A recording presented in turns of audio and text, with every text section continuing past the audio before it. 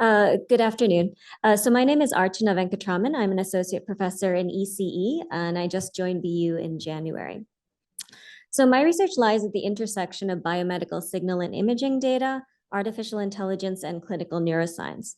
So broadly, my lab develops new computational models and algorithms to harness the information in various data modalities to better understand and potentially treat neurological and psychiatric disorders. So application-wise, my lab works across what I call the scientific spectrum, from addressing foundational questions in neuroscience to translational applications of biomedical signal and imaging data to exploratory directions for probing cognition and understanding the brain-body interaction. Now, while deep learning has emerged as this really powerful tool to mine complex data sets and integrate different data modalities, clinical neuroscience is a field with unique challenges that mandate a slightly modified approach. So some of the challenges that we deal with are unavoidably small and often incomplete data sets, massive patient heterogeneity, which often complicates the data distribution that we're trying to learn, the need for interpretability, which in many cases is actually more important than predictive performance, and then weakly labeled data. So for example, while a clinician might be able to tell us if a particular subject has a disease, so a diagnostic label, we certainly don't have ground truth information about underlying neurological or biological information to train our models.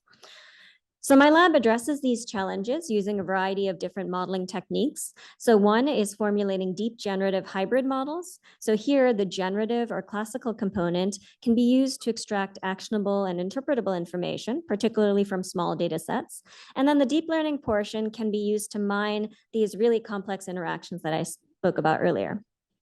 Another approach is to embed biological or clinical insights about our problem directly into the model architecture. So this information can come from the topological nature of the data that we're studying, insights from our collaborators, or even the broader scientific literature. And finally, we've developed new training and optimization strategies to handle weak and missing labels. So one project that I wanted to highlight quickly in this talk is our work on imaging genetics. So the starting point is to realize that neuropsychiatric disorders like autism or schizophrenia have two complementary viewpoints. So on one hand, they're characterized by behavioral and cognitive dysfunction, which manifest as altered brain activity. And on the other hand, they tend to run in families, which suggests a genetic underpinning. So my lab is using deep learning to try and merge these complementary viewpoints to extract more targeted and informative biomarkers. So here, the imaging portion of our architecture uses a novel learnable dropout layer to automatically extract a sparse subset of features associated with the downstream tasks. And the genetics portion of our architecture is actually constructed to mimic a hierarchical ontology of biological processes so that we can track multi-stage genetic risk through the model and across patients. And then finally, we tie everything to a prediction task to ensure that the biomarkers we extract are actually informative of the disease in question.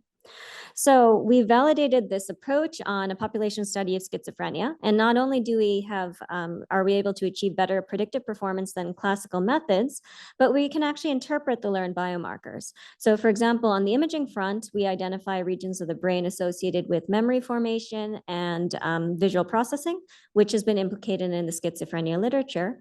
And for genetics, we actually do a kind of a first of its kind analysis of tracing these biological or genetic risks through the ontology network and identifying semantic clusters associated with schizophrenia. Now, some of these clusters are actually well studied in the literature, but other indicates sort of new phenomenon and new behaviors, which can be used to guide future work. So with that, I think I'll wrap up and thank you for your attention.